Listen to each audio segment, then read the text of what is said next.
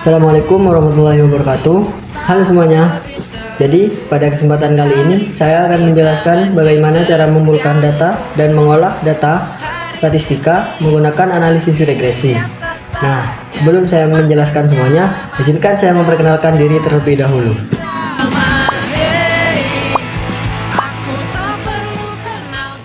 Baik teman-teman semuanya, langkah pertama yang harus kita lakukan ialah kita harus membuat kuesioner terlebih dahulu pada Google Form atau website lainnya. Yang saya contohkan ialah saya menggunakan Google Form. Nah, setelah kita masuk, langsung kita isi saja judul yang akan kita bahas. Contohnya, pengaruh penggunaan AI terhadap nilai tugas kuliah mahasiswa. Setelah kita isi judul yang akan kita bahas, lalu kita isi deskripsi formulir sebagai tujuan kuesioner ini kita buat. Yang saya contohkan ialah kuesioner ini saya buat untuk memenuhi tugas UAS statistika. Setelah kita isi deskripsi formulir, lalu kita isi pertanyaan-pertanyaan yang sesuai dengan data yang kita perlukan. Setelah kita membuat pertanyaan, lalu jangan lupa kita share atau kita publikasikan di form atau kuesioner ini kepada teman-teman. Langkah selanjutnya setelah kita membuat kuesioner ini ialah kita harus mempublikasikan kuesioner ini kepada teman kelas, teman fakultas, teman angkatan, atau teman beda universitas sekalipun melalui grup WhatsApp, melalui chat pribadi atau Instagram, atau melalui media sosial lainnya. Setelah kita menyebarkan kuesioner yang kita buat, lalu kita tunggu saja responden mengisi kuesioner tersebut. Seperti yang saya contohkan, saya mendapatkan 49 jawaban dari responden yang mengisi kuesioner saya. Lalu langkah selanjutnya ialah kita lihat data responden tersebut kita klik lihat di spreadsheet.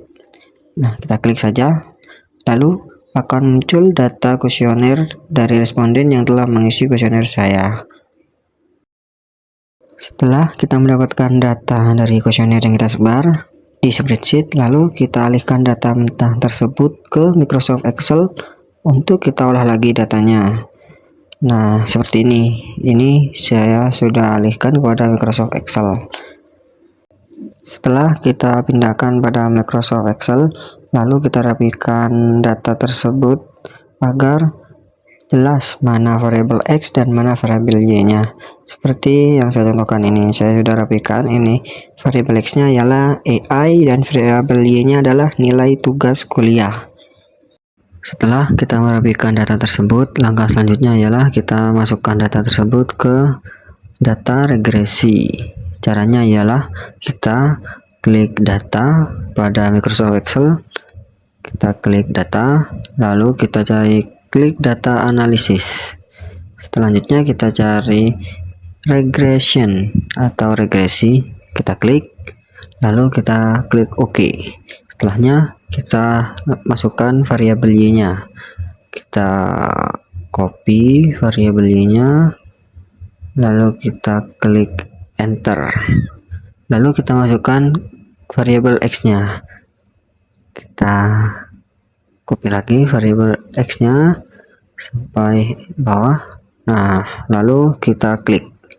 Selanjutnya ialah kita klik label, lalu output range. Output range ini agar kita bisa memilih di mana yang akan kita taruh data tersebut. Kita pilih J, lalu kita klik OK. Lalu kita klik residual plot, dan line fit plots. Lalu kita klik OK. Nah, muncul data regresi dari data kuesioner yang sudah kita buat. Lalu kita rapikan terlebih dahulu agar mudah untuk diketahui atau dibaca.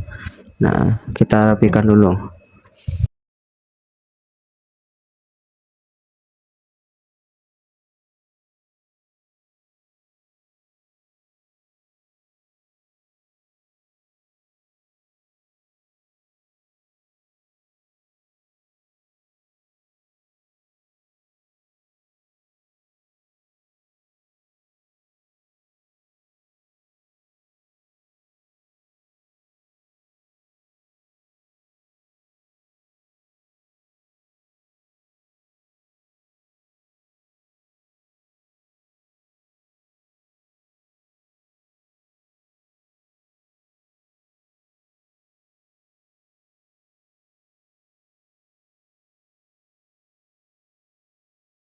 Setelah kita menemukan data analisis regresi pada Microsoft Excel, langkah selanjutnya ialah kita harus menentukan hasil interpretasi data regresi.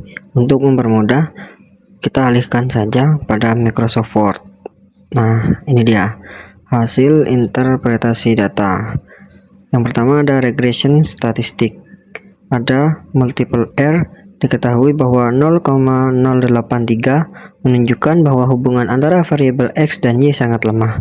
Multiple R ini kita bisa cari di tabel ini, kita warnai saja. Nah, ini dia, ini tabel multiple R. Selanjutnya ada R square. Diketahui bahwa 0,006 artinya hanya 0,6% variabel Y yang dipengaruhi oleh variabel X. R square ini kita bisa temukan pada tabel ini, kita warnai juga. Nah, ini dia. Selanjutnya ada adjusted square. Diketahui bahwa min 0,015. Nilai negatif menunjukkan bahwa setelah disesuaikan dengan sampel, model menjadi buruk. Untuk adjusted square kita bisa temukan pada tabel ini. Nah, ini. Selanjutnya ada standar error. Diketahui bahwa 7,18 menunjukkan penyimpangan prediksi variabel Y dengan rata-rata melencengnya prediksi adalah 7,18 poin dari nilai sebenarnya. Untuk standar error kita bisa temukan di sini. Nah, salah, pada tabel ini. Nah, kita warnai. Nah, ini dia. Selanjutnya ada uji ANOVA atau uji F. Diketahui bahwa signifikan F adalah 0,57. F hitung adalah 0,3206. Karena P value adalah 0,573 atau lebih dari 0,5, maka artinya variabel X tidak berpengaruh secara signifikan terhadap variabel Y. Signifikan F kita bisa temukan di ini, di tabel ini. Nah, kita warnai, dan F hitungnya adalah ini, sebelahnya kita warnai juga. Nah, selanjutnya ada uji T atau koefisien regresi. Yang pertama adalah intercept atau konstanta. Diketahui bahwa nilai koefisien adalah 83,89393.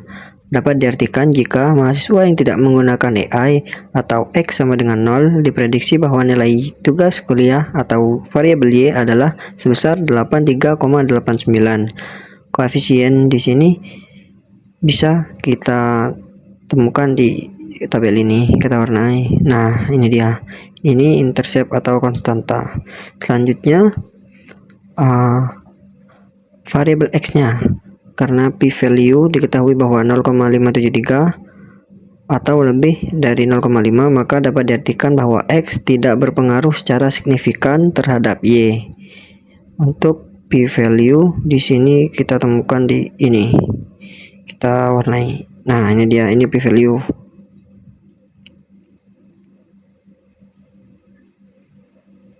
Mohon maaf, salah. Untuk P value yang bawahnya ya, yang variabel X, maaf. Ini kita, maaf, ini kita putihkan saja, maaf. Nah, untuk selanjutnya adalah keputusan uji hipotesis. Diketahui bahwa P value X sama dengan 0,573 atau lebih dari 0,05 yang diketahui pada uji T. Nah, ini variabel X-nya, P value X, dan signifikan F adalah 0,573 atau lebih dari 0,05 pada uji F. Nah, ini dia signifikan F. Data menunjukkan bahwa tidak ada bukti frekuensi penggunaan AI berpengaruh terhadap nilai mahasiswa. Dapat diartikan bahwa H0 diterima dan H1 ditolak.